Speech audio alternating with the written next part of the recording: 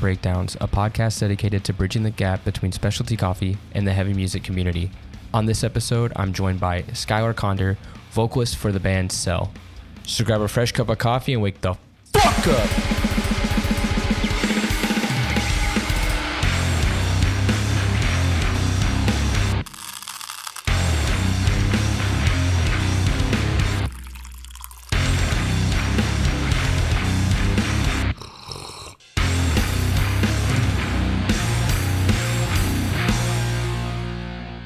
What's going on, Caffeinated crew? On this episode, I'm joined by Skyler from the band Cell, label mates. What's going on? Chilling, bro. How are you? Thanks for having me. I'm also chilling. I had a day off today, so I'm like full relax. Might have had a few beers earlier. Mm-hmm. Little midday action. If it's your day off and you're not day drinking, what are you doing? Yeah, right. That's how you gotta be, man. But yeah, I had some errands to run and met up with some friends and we were chilling. There you go. But yeah. You drinking anything? Right now I have a water and a little bit of this like cherry limeade juice. I had an Alani this morning, just cause I didn't have time to run and grab a coffee, but most of the time swing by and grab like a cold brew from the gas station. I'm not really like too crazy on coffee, but I mean, if I've got to pick something, like I'll either grab a cold brew from like On Cue or whatever, which like they don't really do shit. Or if I'm like feeling froggy and I got a little extra buck in my pocket, I'll go to Starbucks and get, which this isn't a coffee, but like an iced chai tea latte with a shot of espresso. That's kind of my move. Yeah. What city are you in? I live in a town called Yukon, Oklahoma, but like I guess essentially it's like Oklahoma City-ish, like okay. where I stay. See, I don't even know any OKC coffee shops to shout out. Yeah, they've got like there's like a spot in my hometown that I grew up in called Wild Horse Coffee.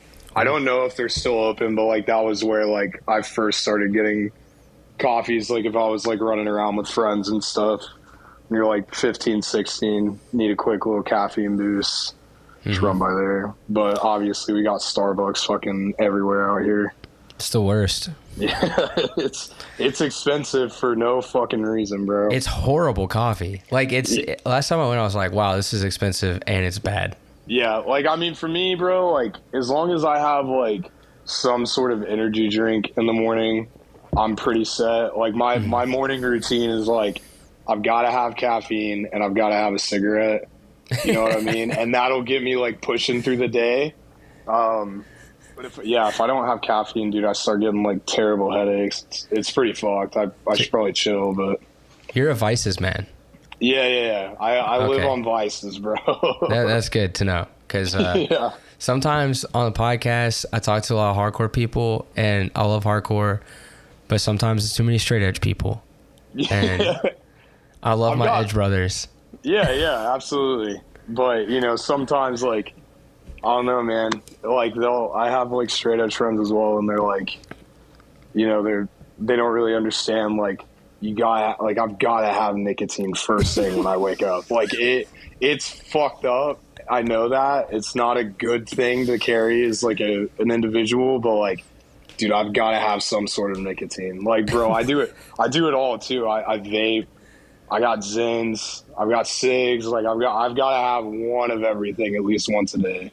You're like on different elements of nicotine. Like you've got your solids and your gases. Oh yeah, dude. Yeah. That's wild. I'm pushing everything. I've got my buddy Sean who he'll like pop two Zins in, smoke a cigarette like anytime he steps outside, and he fucking rips vapes. Like he's a madman, dude. He's insane. It's crazy. You got the van smelling crazy, bro. Like van smelling off the chain.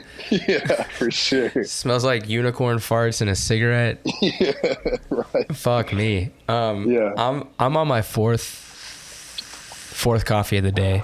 Jesus. and I'm doing. I picked this up today when I was on my beers and errands run. Yeah. It's called Yamabiko Coffee Roasters. They're from like a town about an hour outside of Montreal. Okay. It was started by a couple from Australia and Japan. I don't know how they met or anything about them at all, but they roast really fucking good coffee. Pretty strong too. It's like, actually it's very like Japanese style and taste. So it's like fruity and floral. Okay. But it's really, really complex. It's like, I think it's good, but I also roast coffee for a living. So it takes a little more to tease the palate. Yeah. But this is a Rwanda. It's a coffee from Rwanda. So it kind of tastes like grape juice and jam and milk chocolate. That sounds fucking insane. It's very good. It's got like the grape taste. It's like almost like a white grape. It's really good. Do you do it like straight, or do you have like any like creamer or sweeteners or anything? If I'm feeling sassy, I'll do like a cortado, which is equal part espresso and milk. Okay. But for the most part, I just do like straight up filter coffee. Yeah. I can appreciate just like a nice cup of Black Joe. You know what I mean? Like that shit, it does what it's supposed to. Is it my first pick? Fuck no. Absolutely not. I'm like, I gotta have some sort of like vanilla or like sweet cream or like something like that like involved, or else I can't really enjoy it too much.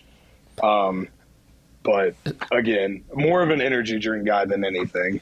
I understand. So the guitarist in Bruiserweight, he is like a fucking caffeine. I mean, he's straight edge. Yeah. But he's addicted to caffeine. So call that what you will. I feel like that's how a majority of anybody that I'm like familiar with that like is straight edge, like they are addicted to caffeine. You know what I'm saying? Oh yeah, 100%. But he's like, he was on a monster, like he was the white monster. Full embodiment of it. Yeah, he embodied the giant jumbo can twist off white monster. Yeah. That was him. That was John. So the rest of the band, we're like kind of coffee heads. Where like one of the other guys, he fixes espresso, like home espresso machines for his job. Yeah. And then the other guy worked at like a music store. He works at the hospital now, so he's like mad coffee dude. Yeah, for sure. So John, it's like we have to order for him at the coffee shop because he doesn't remember that he likes an iced vanilla latte. Right. So he's gonna listen to this, and I love him, but I just find a lot of joy in that. Yeah, shout out John, bro. Shout out John. He's a real one. Yeah. He was referred to recently as the kingpin of Montreal hardcore. So there we go. Yeah, he's a real Good man. Good man. Well, like, so my wife is from Houston. Yeah. I've never been to Oklahoma in my entire life. Yeah. But I'm from Georgia. Okay. So I've been to Texas and I've been to every state in between. Yeah. And I've been all the way to California. Never been to Oklahoma. Yeah. For somebody who's coming to like your neck of the woods, what would a day look like? Like, where are you gonna go eat? You know, what are you gonna do? So, well, before I move further, are you like vegan or anything? Hell no. Okay. So I'm also not vegan, but I do have a lot of friends that are. Anytime like I got some friends passing through that are on tour, if they're just looking to like kill time in the city and like they want to grab like some food or they want to, go like, I mean, it's summertime right now, so like swim or fish or some bullshit. I always refer to this place downtown called Loaded Bowl. One of the, like, I'm not crazy on vegan food. I will eat it if it's like what is given to me or placed in front of me. But Loaded Bowl it's so fucking good, dude. They have like these like crazy like a buffalo mac bowl. They've got this crazy like mashed potato bowl, and it like normally like is someone who like still eats like shit. you can taste the difference in what is like vegan and not vegan, obviously. And I think that's what kind of like drives me away from wanting to eat vegan food a lot of the time. Right. But dude, you just cannot tell that it's like not real. It's actually insane. I always get the Buffalo Mac Bowl. That's like just my go-to. And it's like, I think you pay like $13, bro. And it's this fucking like heaping amount of food that literally can last you for like 2 days. And it's so fucking good. So like, is it buffalo chicken mac? Yeah, it's like buffalo chicken mac. I don't know what they sub out for like as far as like the chicken.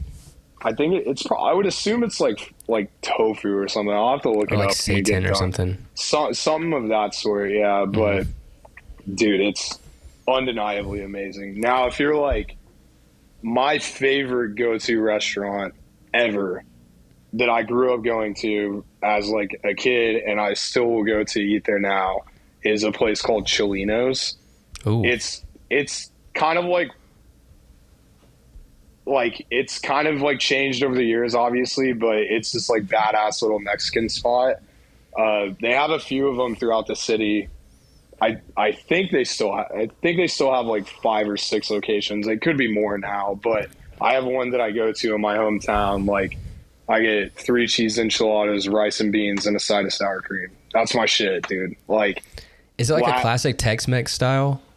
Yeah. I mean, it's like in that sort. Yeah, like there's like a lot of like other places that I've gone to that are, you know, Hispanic owned, like Mexican joints, and like they're still good. And this one is also like in that realm as well. But okay. I think it's just because like it's like a comfort food for me, bro. Like I just like I cannot steer away. Like if one of my friends wants to go eat at like this other place, but like Chilino's is on the list, I'm like, no, we're going to Chilino's, bro. Like, come on, like let's go. You know what I mean?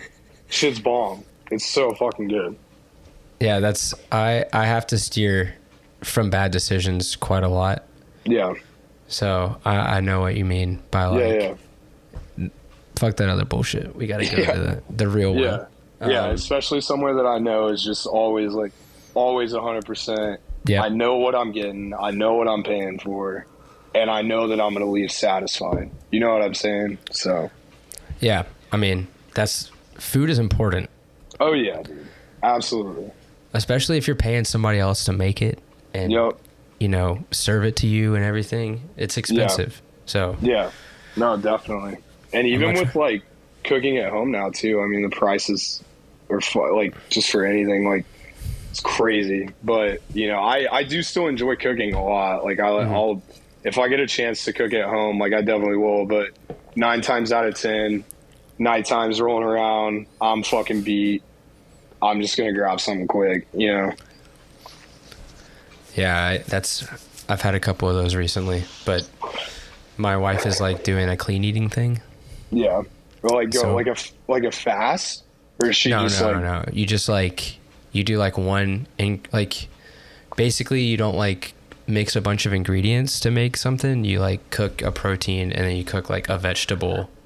Like, okay. It's super unprocessed, and you kind of cook everything as clean as possible. Yeah, so just like maybe like on some like chicken and broccoli shit. Kind of like that, but like carrots, or you know, like you just do like baked potatoes and stuff like that. Yeah, right on. But it's good. It's not doubt. bad. Like she seasons stuff, so yeah, which is good. I don't know how to season shit, so it's good for me. Yeah. But yeah, whenever I cook, it's a hot mess. It's like mayonnaise. That's the spicy stuff. Yeah. No, I'm just kidding. But she is Mexican though, so it's like if she's like, I'm gonna make it a little spicy, I'm like, bro, please make it like white people spicy, because I can't eat the spicy that you're bringing to the table. Make a different version. Make the Grayson version, and then make the. Yeah, there's definitely a difference between like spicy and spicy. You know what I'm saying? Like 3 Alarm. Yeah. Like I'm like, give me like 4 or 5 glasses of water type shit. Yeah, I need the ice cream. Bring the ice cream with the dish. Bring the tub. Bring the tub. I just need the whole pint. Just bring it. Yeah, for sure. Why is the ice cream spicy? What have you done? How'd you get into heavy music? So when I was like, I want to say like 11 or 12-ish. Well, before that, I'll just start from like baby.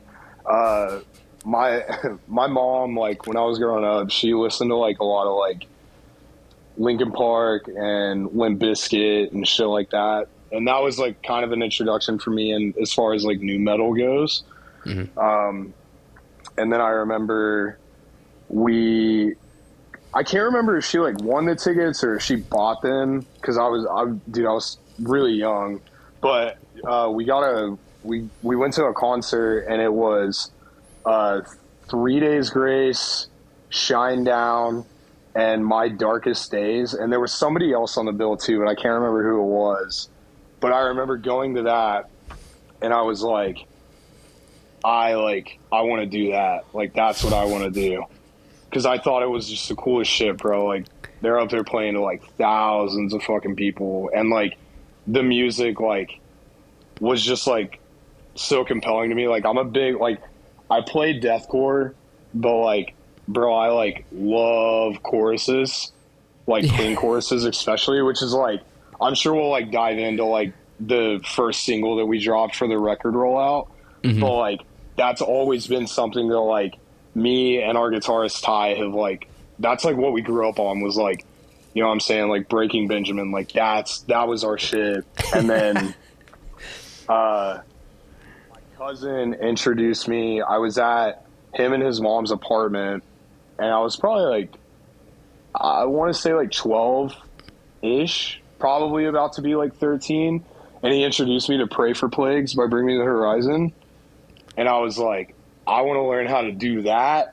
I'm going to teach myself how to do that. And so then I started like watching like the Guru of Screaming on YouTube. The Queen of Scream? Yeah. Melissa Cross? Yeah. Yeah. I remember like watching her on YouTube and like just like training my fucking voice too, like doing all this like weird shit and like learning how to like kind of like get like my vocals like a way that I wanted them to do. And then obviously being a kid, I like started a bunch of bands and went through the whole process. And then here I am now, like touring is my full-time job. That's all I do is fucking just play music and shit like that. I mean, I obviously like I still like have my work back home, but my schedule works out pretty good. Like my boss, he's also like one of my closest friends. You know, I know like what tours we've got in advance, so it's like easy for me to just be like, all right, bro, I'm leaving from this time to this time. I'll see you when I get back. You know what I mean? So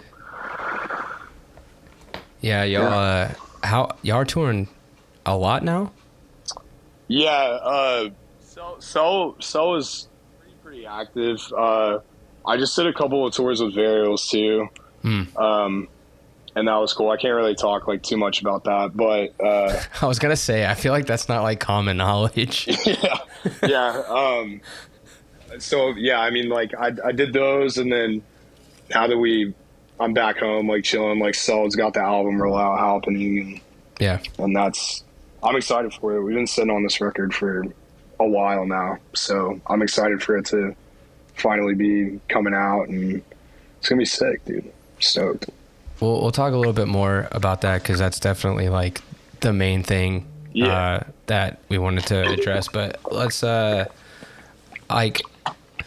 so this is also my ignorance, but I'm sure this is like also most people's ignorance because when I think of Oklahoma, I think of deathcore a lot.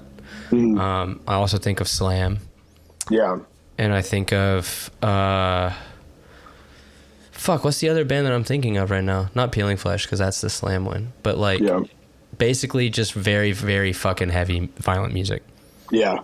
Like I don't know if I can name any like youth crew bands from Oklahoma. There's a few. Like my friend Trey is in a band called One from out here. They're not necessarily youth crew, but like they're they're to the bone, like just straight like hardcore, which is fucking sick. It's like nonstop, like fast the whole time with like little bits of breaks here and there for like the mosh parts, obviously. But yeah, there's another band that one of my close friends, Steven and Caleb, play in, and that's called Agony. That's also another like straight hardcore band, but they're like a little bit more on the heavier side. Mm-hmm. We've got some of my even closer friends Inside You. They're like a native based hardcore band, like which is fucking sick. I love them. They used to be in a band from out here called Shame. I'm not sure if you're familiar with who that is, but yeah, that was what they used to do. Yeah, dude, we've got like a lot of good bands coming out of Oklahoma right now. It's fucking sick. I know there's like a couple of like Tulsa and OKC are like pretty big, right? Yeah. Yeah, no, go ahead. Sorry, go ahead. I was gonna say, yeah, like there's a few bands in Tulsa now too, and I can't really like name them off the top of my head, but more so like a lot of the bands that I'm familiar with are just based in OKC, which obviously I'm familiar with them because this is where I'm like from. Mm-hmm. So, but yeah, both scenes are doing well. It's more so like just Oklahoma City now. Like a lot of the Tulsa bands come down here and play shows. We still do shows up there too, like at the Vanguard, which is sick. But like where's isn't Flyover Fest in that area? Yeah, so Flyover was in Tulsa for the last like few years. It was Promcore, now it's Flyover. But now we're doing it in the city. Okay. So it's down here, like in downtown OKC now, which is fucking sick. I won't be here because we'll be on tour, so I'm pretty fucking bummed out about that. But yeah, I think it's gonna go over really, really fucking well. They got a cool spot for it, straight up like in downtown, which is like a big area. I saw John Moreland is playing. Yeah. Which is fucking crazy. It's crazy, dude. It's fucking insane. They got a crazy lineup for that. Because I work directly with Backrooms, so like I work at the print shop, and then I sometimes like work the shows as well. But yeah, when we got like the final layout for like what the lineup was gonna be before it got announced, I was like, holy fuck. Like, this is insane, dude. Like one of my favorite like heavier bands that is like coming out like right now is Extinguish. Okay, that band is fucking sick, dude. And like we got them. Yeah, I've got FOMO pretty fucking bad about that, but you know, I gotta do what I gotta do. It's crazy. Like I'm friends with Spencer from Scoped Exposure, and I remember seeing his videos of going down to Promcore like before they changed the name and stuff like that. Yeah. Just being like, where the fuck even is this fest? And why do they call it Promcore? And like, what is this? Because I think I was watching videos from like Omerta and stuff like that from a few years ago. Mm-hmm. But then when they changed the name, I was like, oh, okay, like this is turning into like a way bigger thing. Yeah. Yeah. It progressively like got bigger over the years. Like Aaron was getting some crazy fucking lineups for the fest, and now he like teamed up with Backroom and Sanctuary from out here, and I think like they definitely accumulated, like this is by far like one of the best years it's gonna be, and I only think it's gonna get bigger. Like last year was fucking insane. That was in Tulsa, and it's sold out. Crazy ass fucking time, and now it's like, yeah, it's gonna be a wild fest this year for sure. I'm excited to like see the videos and be like watching them from afar. Be like, damn, I wish I was there. Yeah, dude. When we like found out like when we got like the dates for the Ingested run, I was like looking them over. We confirmed it, and then I realized like, oh, okay, we leave 2 days before Flyover happens, and now I'm gonna be in fucking California and not at home. So, you know. Okay, but you're on tour with Ingested, so yeah, which is fucking sick. That's gonna be fucking dope, dude. I'm excited for it, but obviously dude, we're all kind of bummed out about it. Like it definitely sucks not being here for that. But you know, I'll make sure next year we're locked in and we're gonna be at home. We need to convince Buddy to do like, you know how like labels will pitch a lineup to the fest to like bring like a bunch of bands. Yeah. For like one of the days. Yeah. We should just convince Buddy to be like, hey, like I've got 5 bands on Unbeaten that can play. Full Unbeaten roster, bro. It'd be fucking sick. Wisdom and War can play. Pure Bliss can play. Yup. I mean, that's a banger of a day. Yeah. Full rock block. Convince all the Bulldog Courage guys to go. Yeah, dude. We were listening to that band the other day, and I was like, this is a scary band. Oh, yeah, dude. Like, these guys are legitimately scary people. I'm very excited to see that. Yeah. That's sick. I love that, like, there's actually a fest in that area, because for the longest time, I only knew about So What, which is, I feel like it used to be really cool, but I've kind of lost track of it. I don't even know if they're still doing it, really. Yeah. I feel like they are. I'm not sure. I think if they do it, it's like mainly summertime. I don't really I'm not on social media like heavy at all, so it's like it's hard for me to like keep up with things like. Right. But I don't think I've seen anything for So What like in a minute, bro. Like in years. Yeah. I saw War Tours coming back, or they already did, or some shit. I could care less about that. Yeah. Like, it's funny that you mentioned Breed Me the Horizon, like Pray for Plagues being the first deathcore song. Yeah. Because it was the same for me. Like, I had somebody show it to me, and I was like, how do I find more of this? Yeah, and but then I found out about Warped Tour, and I was like, oh, all those bands are playing. That's sick. Never went, ever. Yep. Nope. I never went either, bro. Not once. For me, it's like the people that I see freaking out about Warped Tour, and this is maybe just me, and this may just be my like judgmental personality showing through. Yeah. I don't want to be around any of those people. Oh, no, for sure. So I'm just going to go to see those bands individually, maybe, and maybe not even then. Yeah. Well, and it's also like, I mean, for me personally, like just like fests, like are just so stressful. Like I know like it's a part of like what we do is to like be around like crowds of people, you know what I mean? But like I get mad anxious when like I'm too like crowded up for so long. Yep. And like I don't know, I just feel like being like on a showgoer status. Like if I was at a fest, like I would probably just like have so much like anxiety being there that like I wouldn't even really be able to enjoy it. You know what I mean? Like that shit it's just a stressful situation for the most part. Like it's fun and it's cool and like I will go to fests, but like I'm gonna stand in the very back. I'm gonna be like enjoying it from afar. You know what I mean? Obviously, unless I'm like playing it and like I'm able to like be like side stage or something, which like I'm not saying that on like some dickhead status, but like I just big crowds like stress me the fuck out, dude. I was watching the clips from Peeling Flesh playing Sound and Fury, dude, and it's like watching the pit. I'm like, I'm a mosher. Like I love moshing. Yeah. And like I love, you know, getting in there, hurting people a little bit. Yeah.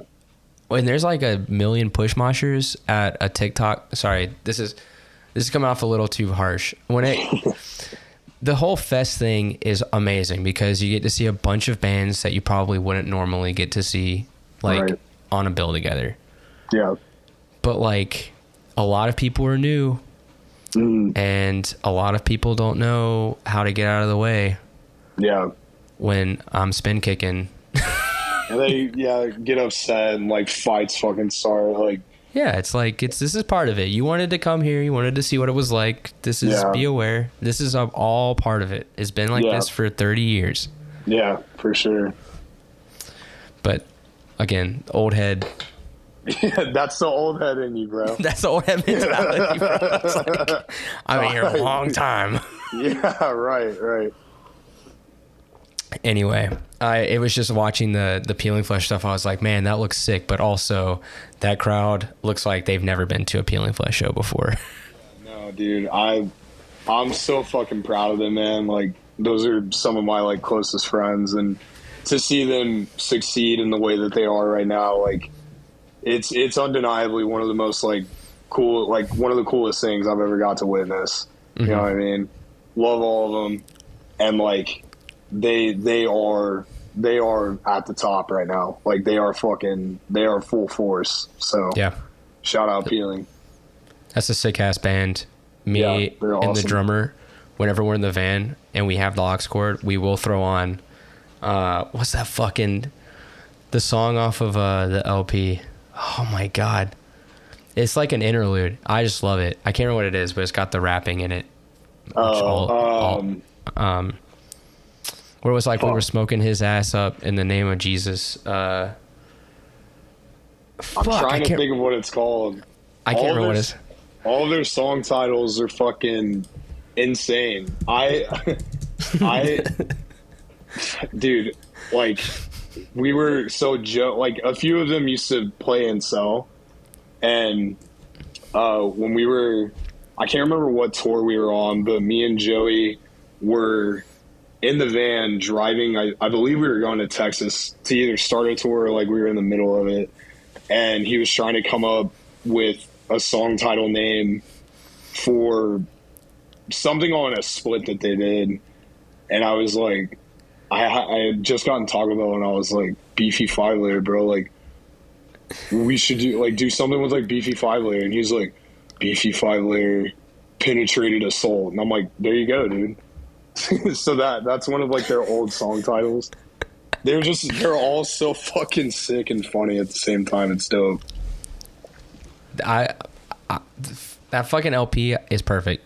I love it. Skin Blunt is the name of the song. Oh, okay. Yeah. Fucking love that song. Fun fact about that. I'm pretty sure that's based around because like they named it that because like when D would roll up backwards, like they used to call it Skin Blunts or some shit. I'll have to confirm that with him, but like I'm pretty sure that's like the lore behind that song title name. It's so fucking stupid. Like every song on this, you can tell is like an inside joke. Yeah. Like Perk 3000. Yeah. The fucking like. The fucking yeah. It's fucking stupid, but it's just like they're enjoying it. Like. Oh, dude. Yeah, I mean it's like they're like what they're doing is making them like by far one of the most successful bands in heavy music. Like they caught the formula, they correlated it and made it correct like in their own way, and now they're just fucking huge. It's so dope. I love it. I love seeing that. Yeah. I Will Not Be Found here after. Mm-hmm.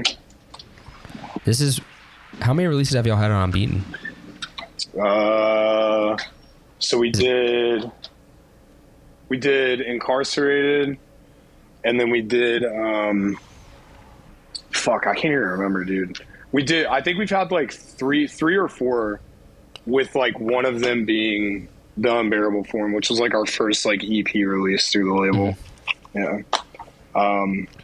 And then we put out a single right after that.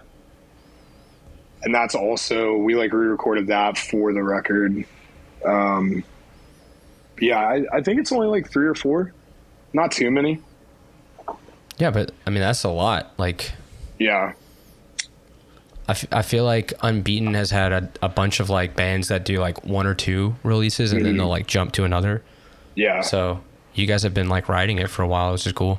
Yeah, we've been, when we were getting signed to them, like Buddy and I and our management were like talking, like I mean for me and Ty anyways, like that was like a big thing because like when we were like coming up in heavy music, like all the bands were on Unbeaten. You know what I'm saying? Like they had Orthodox, Left Behind, Boundaries, like all of the like crazy fucking heavy bands. They had another band too. Purgatory.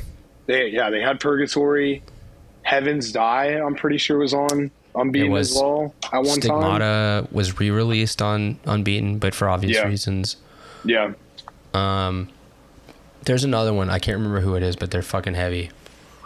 All the fucking heavy ass like hardcore bass bands. So when we got that offer, we were like, well, obviously we're not gonna let this up. Like I had no intentions of like getting any traction or anything like when it started just as a side project, because I was in another band prior to that, and so it was just something that I started with one of my friends from Colorado. It was just some bullshit. And then we ended up dropping it and releasing it, and it has just done what it's done, and now we're fucking here, bro. Putting out a full length, which we're really excited about. It's gonna be sick. I think it should go over pretty well with everybody. Mm-hmm. It's just fucking heavy as fuck. The singles are so good. Yeah. Thanks, bro. I was listening to them when they released, and I was re-listening like leading up, and I was like, man, it sounds like a fucking, like, there's a success there, I think. Oh yeah. It's gonna be good. Yeah. We when we like first started kind of like mapping out the idea for the album, it was we had recorded Mirrors, which was the single right after The Unbearable Form. And that kind of like led into like, obviously, like, I was like, okay, well, like I want the next thing that we do to be like heavy, but like I kind of wanted it to be like a little different from what we like normally do, which is just like the slam riffs and like the low end vocals, you know. Mm-hmm. Which obviously we still correlated well into the record itself, but like we went in, Ty had like mapped out some song ideas, and when we went to the studio to meet with Conder, we laid those out, and we were like, okay, we're gonna like pick and pull all these fucking parts, and we wrote it's 7 new songs, and then I believe like 3 re-recorded songs that we have done, so which we like changed up like a little bit, but we wrote like 7 new songs in a week, plus recording the 3 old ones. So it was like every single day, like we were going down to the studio and like writing all fucking day, pre-proing, writing more. And then we started actually tracking, like once we like finally like had everything like mapped out pretty well. And then we listened back to it and we were like, all right, this is fucking sick. Like, this is dope. You know what I mean? I think we executed it as good and like as accordingly as we could have. Mm-hmm. I let Tyke's like a big like mathcore guy, so there are some parts in that in the record like where he does like crazy weird like riffs and like overlay riffs and shit, and I thought that was really cool. It's just kind of like everybody has a piece of themselves in it. Like it's not just mm-hmm. like, all right, let's do the same thing we did on the last release, like, you know. And then also like we did a whole like clean song, which was like that's not what that anticipated. That was not what it was anticipated to be from the jump. That was actually supposed to be like an interlude. Mm-hmm. And then we laid it down like the opening riff where it's like the dun-na-na-na. It was going to be that for just like a minute with me and Ty like kind of singing on an underlaying tone. And then, yeah, it ended up like turning into a full song. And when we were like talking about what we were going to drop first, I was like, all right, well, if we drop Lie Alone first, that's going to throw everybody off. Yeah. And like, I don't think that's a bad fucking idea. I think that's actually like kind of dope, because I kind of wanted to like piss people off with it and make them worry a little bit. Like we had like that was going to be like the whole album. And then we were like, we dropped Seeking and we were like, oh, just kidding. Ha. You know, so here's a heavy song. And it's like, oh, okay. Yeah, that's really heavy. Yeah. We actually sat on that song for Cam and Ty wrote that song like a year, 6 months to a year, like prior to us recording it. Like it was just a video of them playing it through for like so long, and then we started playing it live after I like locked in all the lyrics and stuff, and it panned over well. And then when we recorded it, I was like, yeah, like this is fucking cool. So I was really excited with. What was it daunting writing 7 songs? Not really, just because like us as a team, like we know how like we work together. This was Cam's first record, like with us in full. Mm-hmm. So when he like came up to the studio, because it was just us 3 that went up there to work with Conder, our bassist had to like stay home because he records as well. So obviously he was just like, you guys have been doing this, like I trust you all, just give me the songs and I'll learn them. Mm-hmm. It was kind of like stressful at first because we didn't really know like what we were gonna do essentially, but I think once you like, I mean, I'm sure you being a musician as well, like you can understand like once you start like rolling and like your creativeness starts kind of like coming out to play and like work as like a team, it just like it does what it's supposed to do. Like mm-hmm. The writer's block is obviously a pain in the ass, and like that would kind of like annoy me a little bit when that would happen. But I mean, for the most part, like we were knocking out a song a fucking day, and then it just there were like some parts where I was like, listening back, obviously I'm like, oh, I wish I would have added that, or I wish I would have done that like this way in this tone. But like, I hate that. That's just being a musician, you know? Yeah, that's like, for me, the lyrics are the hardest part. Yeah, for sure. I'm just like, what the fuck am I gonna write about? And then it's like I get an idea, and it's like, all right, well, it's kind of shaping up, but I don't want it to sound like Dr. Seuss. Yeah. And then it's like when you record it and then you're like going to release it, and it's like, I definitely could have added this here and like, you know, changed that. And it's super frustrating. Yeah, definitely. Like, just as far as like writing lyrics and stuff too, like I had like a general idea of what I was going to like write about. But when it came down to it, like I think I had like 2 songs like laid out like rough, and then obviously like when you like hear the music and you're like, oh, these lyrics fit in this song, like it's like you just like you restructure a little bit, and it always works itself out. But I'm also one of those vocalists where like I'll be laying in bed trying to go to sleep, and I'll have an idea, and I just like grab my phone and jot it down real quick, and then I'll like forget about it, or like do like a voice memo of an idea.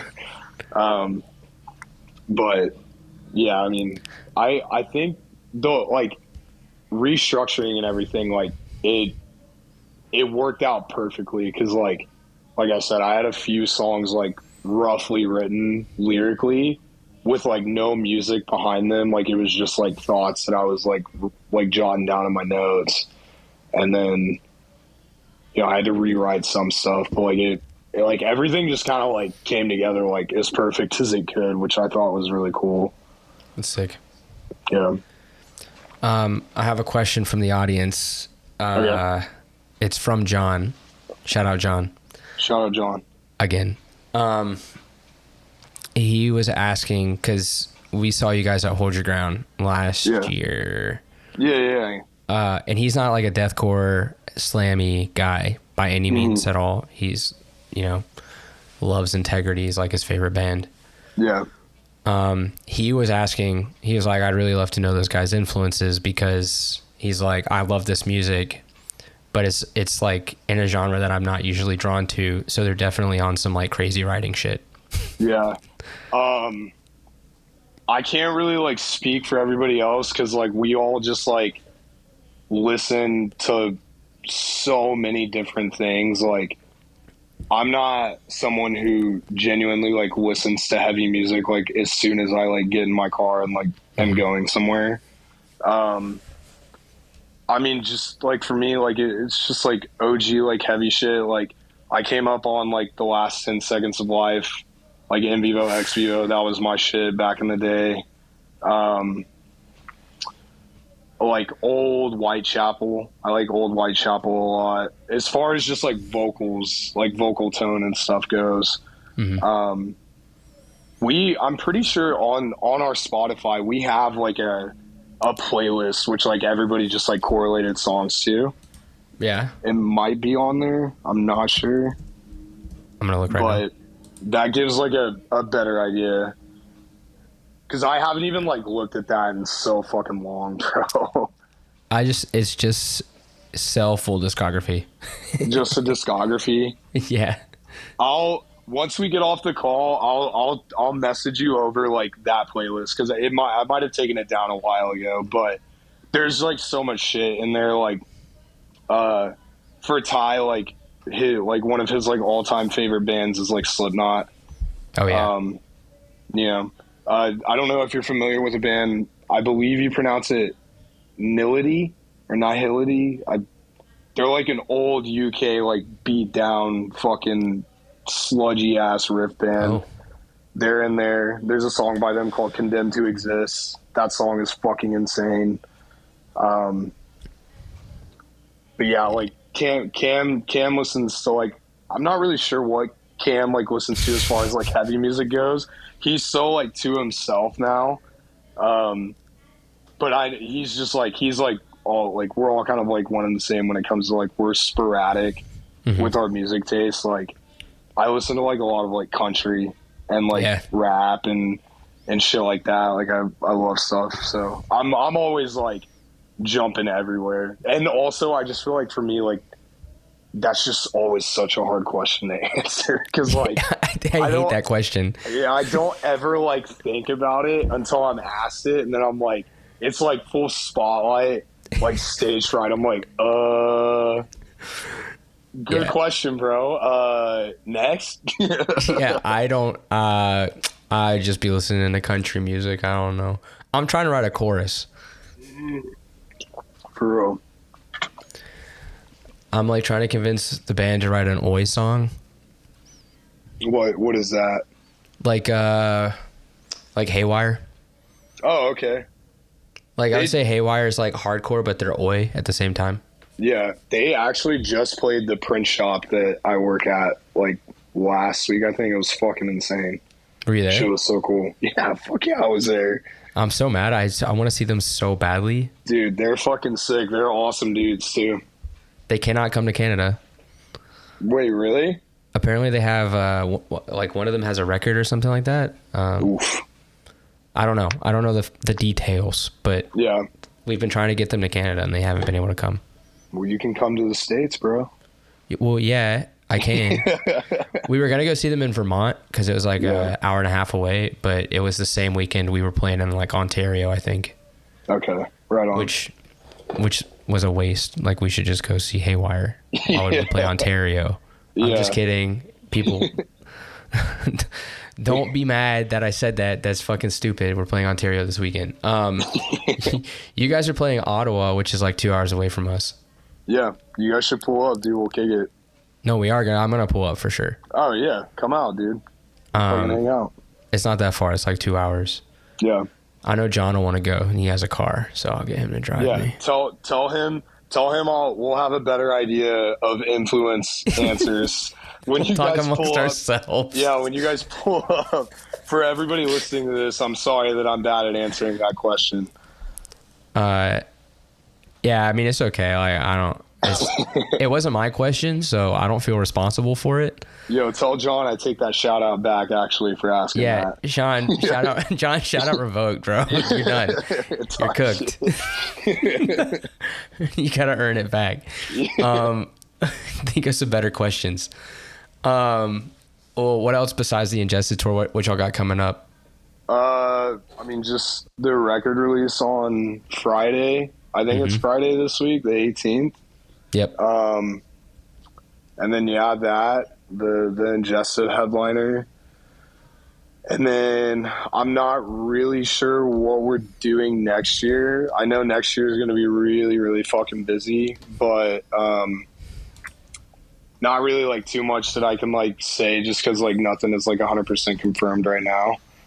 But things are always subject to change as far as like tours and stuff goes. Like you always get like feeler offers, and then you'll get like official offers, and then it's kind of just like waiting around to like hear. I mean, you know, it's just how it fucking goes.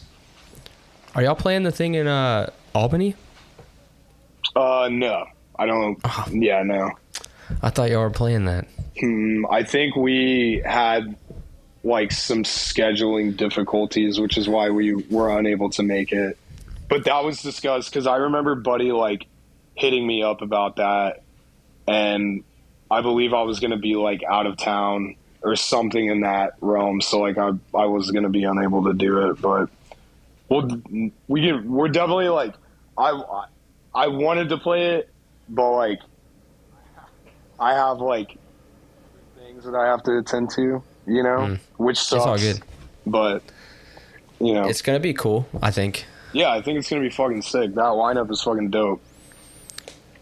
Yeah, I love Death Before Dishonor. Yeah, that band is awesome.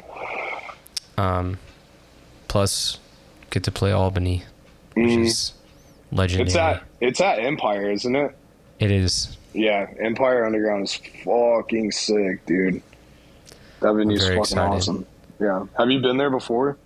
No, I have friends like that are from here that have gone to shows, like a bunch of shows back in the day there when it was like a different name. Yeah. But it's cool. Like it's one of those legendary venues, I feel like. Yo, yeah, dude. So we just played Middle East, which was like insane. Yeah. And which is like a bucket list venue, I feel, for any hardcore person. And then getting to play Empire Live is also, or it's Empire Underground, not Live. Live is the bigger one. Yeah. Yeah, that venue's fucking sick, dude. It's huge. I heard it's like 2,000 or 3,000 people or something like that. Dude, yeah, we I believe on the Cell headliner there was another show going on upstairs, and we were able to like go up there and like check the other show out. I think it was a tour that I Am was on. Oh shit. I can't remember the fucking band's name that was the headliner, but it was crazy packed up there. It wasn't like, the Acacia Strain tour, was it? That I Am did? No, it was like a thrash band, dude. It's like fuck. Was it Havoc maybe? Oh. That's weird. I think it might have. Is that like it was the band with like the three kids who are like crazy good on guitar and drums and bass, and they got fucking huge on TikTok. Fuck, I don't know. I can't remember what the fuck they're from. Havoc's from 2004, so I don't think it's no. It wasn't. Hammerhead. Hammerhead. I think it was that tour. I'm pretty sure I Am was on that tour. If I believe that's the tour that I'm thinking of. I would not have expected I Am to be on that tour. They were fine. Oh yeah, dude. Because that if I'm thinking correctly, that was around that time. I don't have a computer in front of me, so I can't fact check that. But yeah, it was a crazy show because I remember like Andrew and them being there. I love I Am.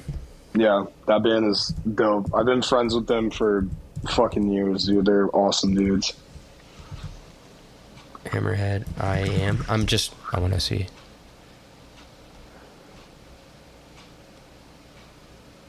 Well, 2 years ago they were on tour with Havoc and Toxic Holocaust and Hammerhead.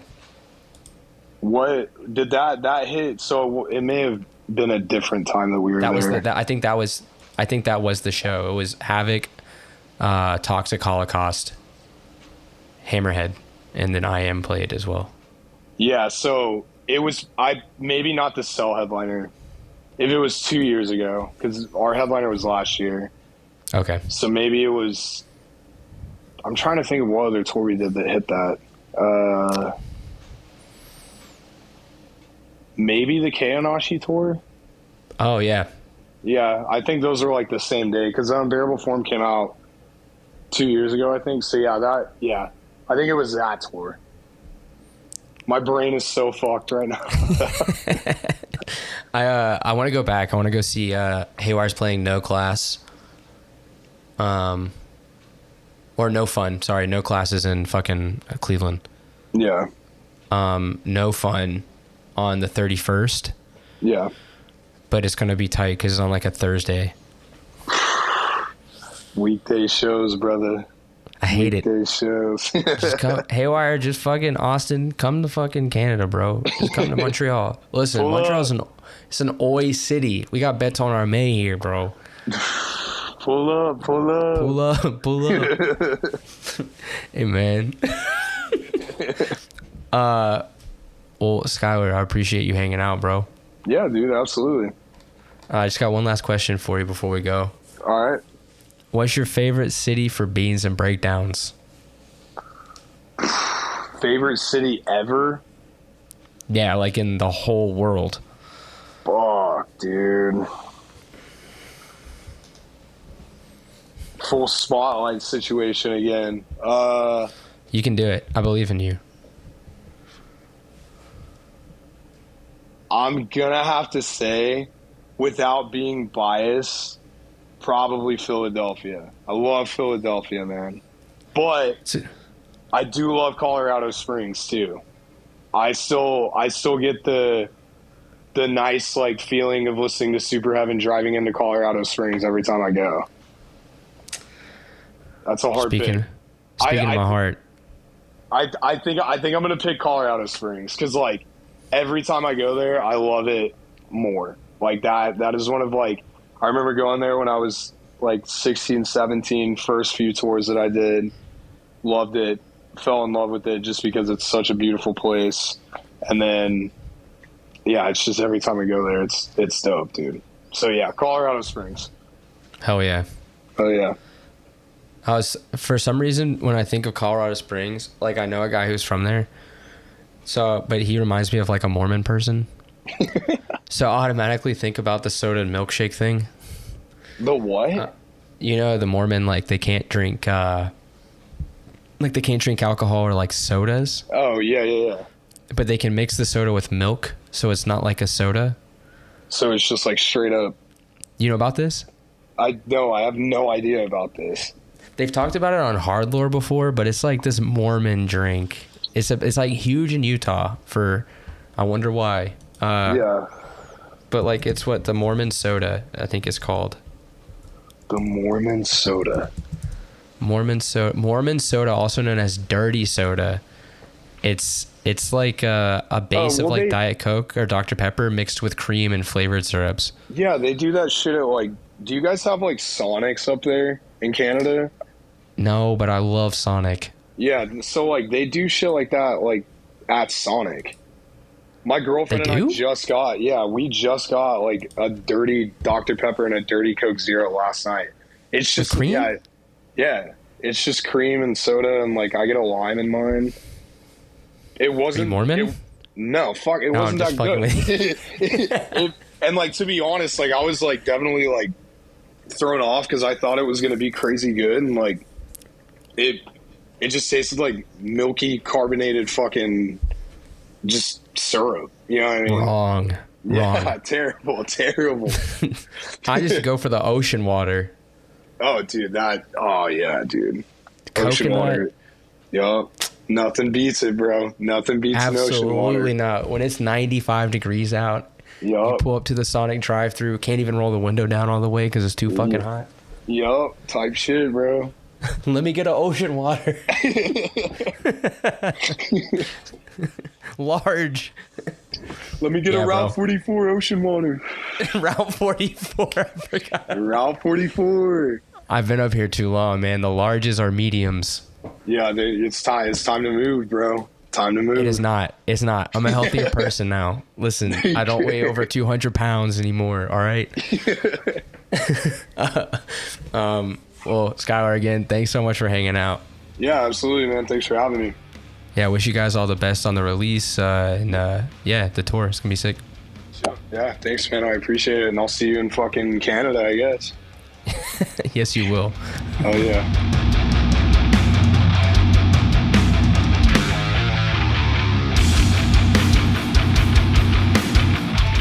Thanks for listening to this episode of Beans and Breakdowns. I want to say a huge thanks to Skyler for hanging out on this episode. Be sure to check out I Will Not Be Found Hereafter, available on all streaming platforms tomorrow, July 19th, and catch them on the Ingested Tour in a date near you. If you've enjoyed the podcast, please subscribe and leave a review. You can find out more information about the podcast by following us on Instagram at Beans and Breakdowns or on the web at beansandbreakdowns.com. Until next week, be sure to stay caffeinated and wake the fuck up.